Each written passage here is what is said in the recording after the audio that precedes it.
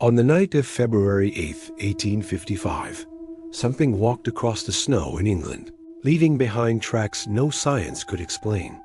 This is the true story of a night when something walked across the snow in England, leaving behind tracks no science could explain.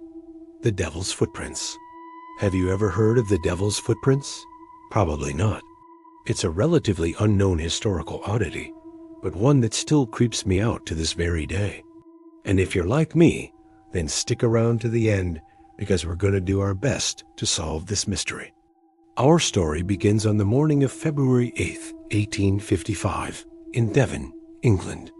A heavy snowfall has just blanketed the entire area. Everything is covered in a perfect, untouched white sheet. The villagers are nestled safely in their beds, and all seems well with the world.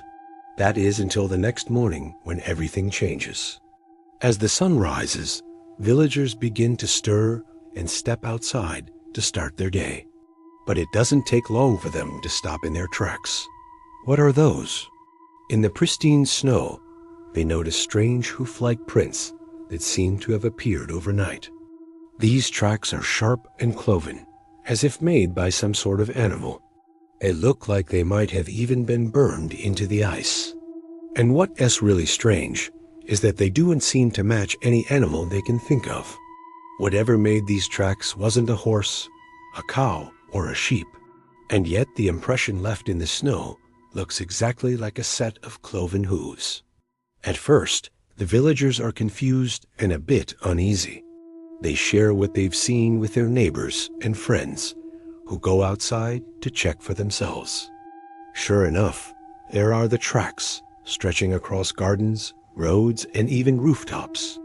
As more and more people come outside to take a look, unease turns to fear. The tracks aren't just in one place, but all across town. And what's really unnerving is that no one can explain them.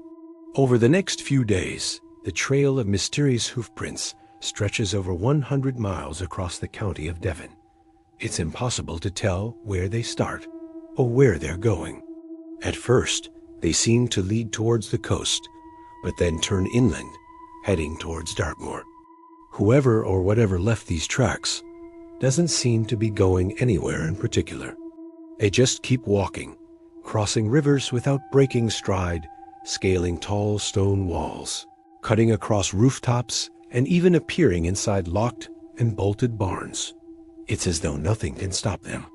Some reports say the tracks were single file, as if made by someone walking on one leg, which is pretty wild and certainly not normal. One can only imagine how unnerved these poor folks must have been to see something like that. As the tracks continue to appear, panic begins to spread. Church bells toll across the region, calling people to prayer and warning them to stay indoors. No one wants to be outside after dark anymore. Families huddle together inside their homes, terrified to leave. For who knows what might be lurking out there in the snow. Folks begin whispering about the tracks, calling them the Devil's Footprints.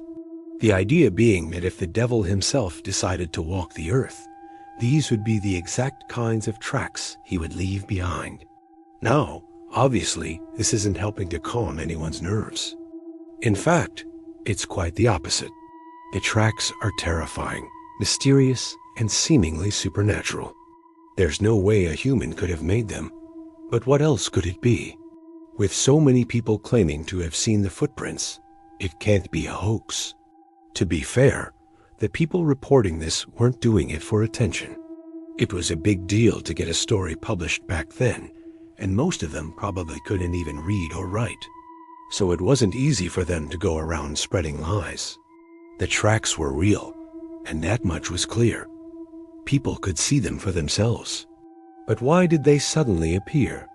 Where did they come from, and where were they going?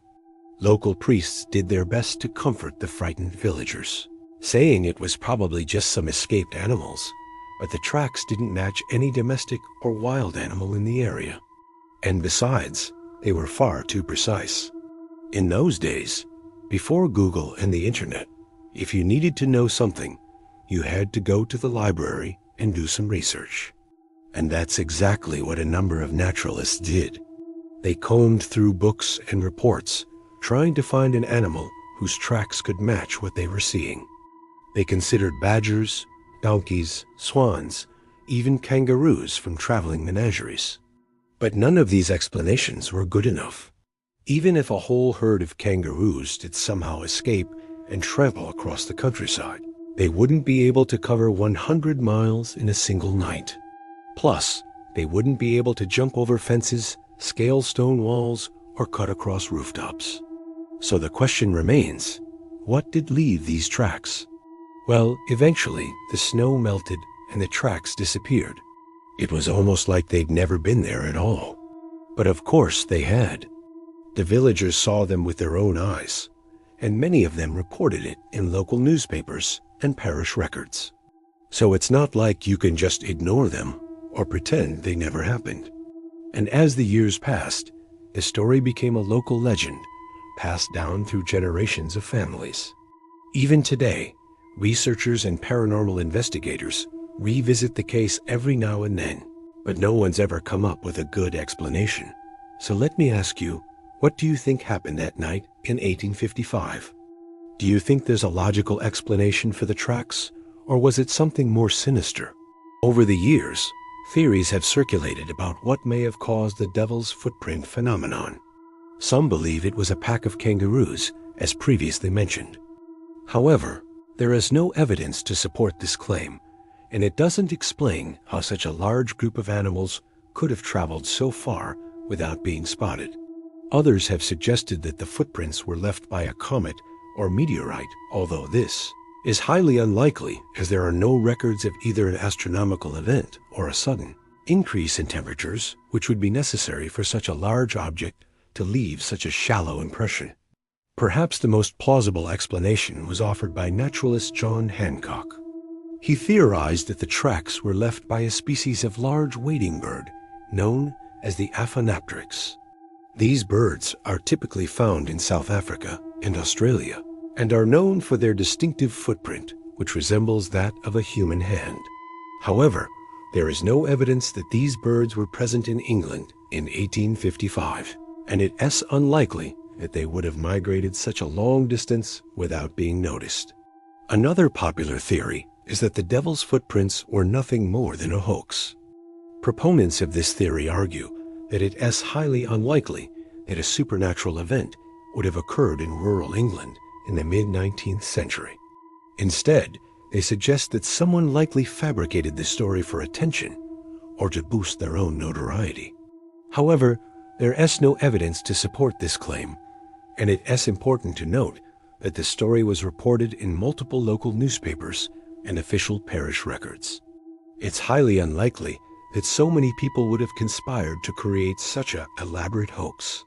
Ultimately, the true cause of the devil's footprints remains a mystery. The available evidence is inconclusive, and the various theories fail to fully explain the phenomenon. While it is tempting to dismiss the devil's footprints as nothing more than a hoax or the product of mass hysteria, the sheer number of witnesses and the detailed descriptions of the footprints make this unlikely. Perhaps the most plausible explanation is that the tracks were left by a previously unknown species of bird or animal. However, without concrete evidence, this can only remain a theory. What is clear is that the devil's footprints continue to fascinate and terrify people to this very day.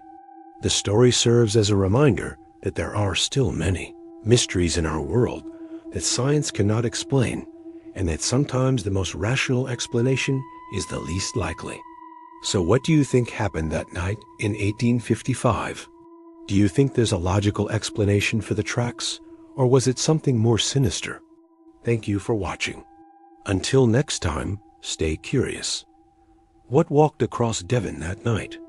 A trick of nature, a mystery beyond science, or the devil himself leaving his mark on England's frozen ground?